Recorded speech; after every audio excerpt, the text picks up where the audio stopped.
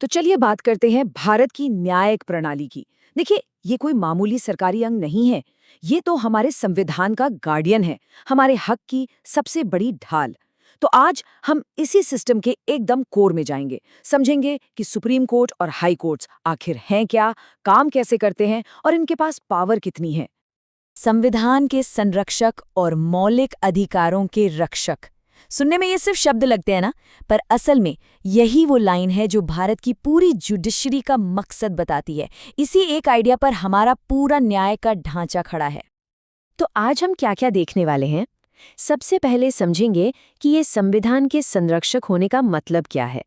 फिर देखेंगे supreme court की पावर, उसके बाद हाई कोर्ट की पहुंच, और फिर आएगा सबसे जरूरी हिस्सा, रिट्स, जो असल में हम सब की ढाल हैं। और आखिर में इन सब को जोड़कर एक बड़ी पिक्चर देखेंगे। चलिए तो शुरू करते हैं हमारे पहले हिस्से से, संविधान के संरक्षक। यहाँ हम समझेंगे कि भारत का जो पूरा जुडिशियल सिस्टम है, उसकी नींव क्या है, वो बना कैसे है। अब देखिए, इंडिया की जुडिशरी की दो बातें बहुत खास हैं। एक ये इंडिपेंडेंट है, मतलब स्वतंत्र, और दूसरी ये इंटीग्रेटेड है, यानी एकीकृत। इसका क्या मतलब हुआ?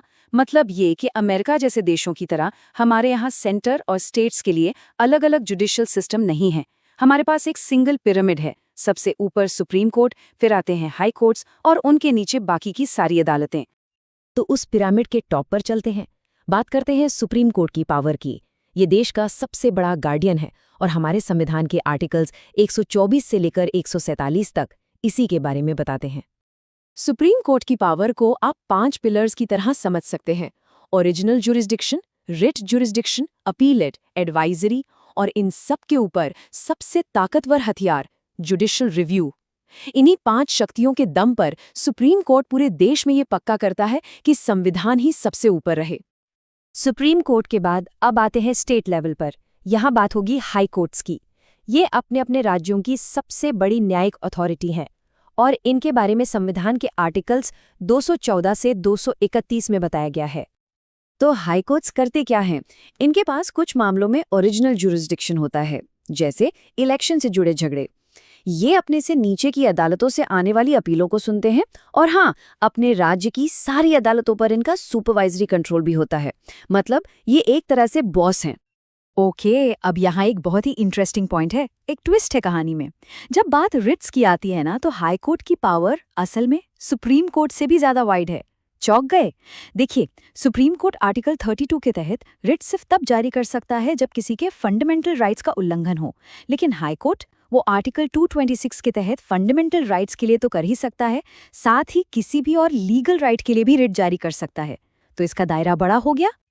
और इसी पॉइंट से हम पहुंचते हैं हमारे सबसे सबसे जरूरी हिस्से पर, रिट्स द सिटीजन्स शील्ड, यानी नागरिक की ढाल।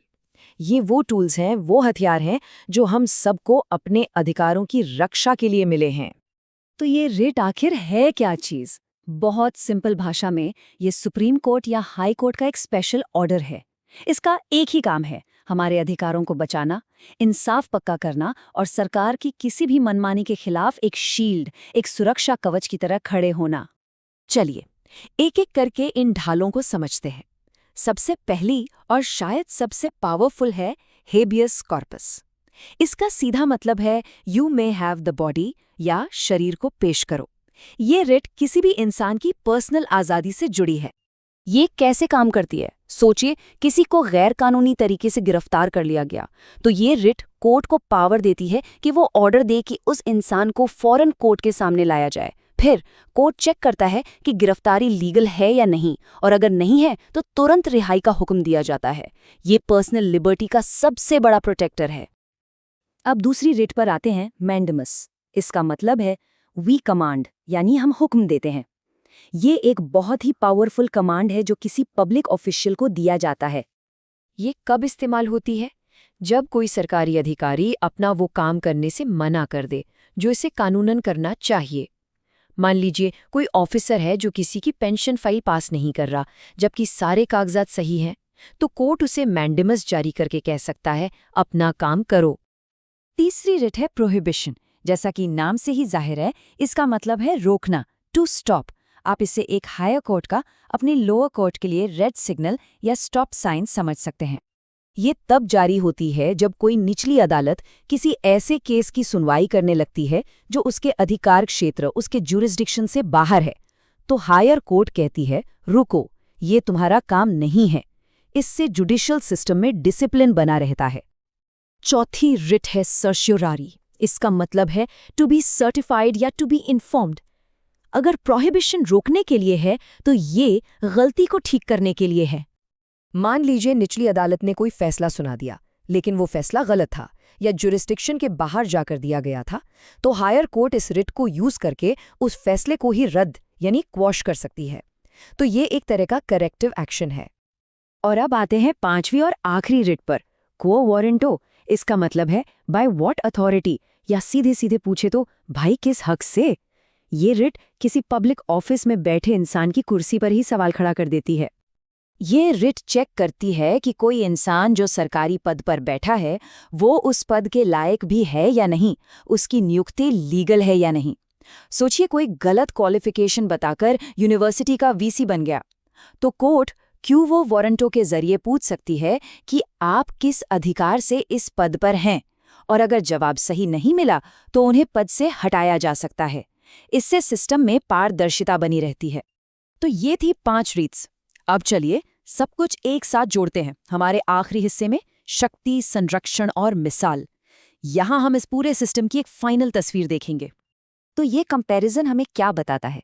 ये साफ दिखाता है कि सुप्रीम कोर्ट और हाई कोर्ट भले ही उनकी पावर और ज्यूरिसडिक्शन अलग-अलग हैं, पर हैं वो एक ही इंटीग्रेटेड सिस्टम की 2 सबसे मजबूत कड़ियां।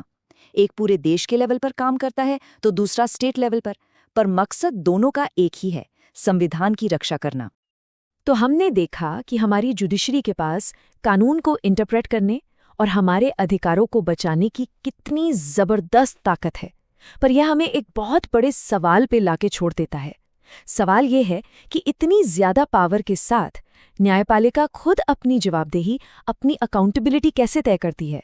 ये वो सवाल है जिसका जवाब हमारे लोकतंत्र के बैलेंस के लिए बहुत बहुत जरूरी है।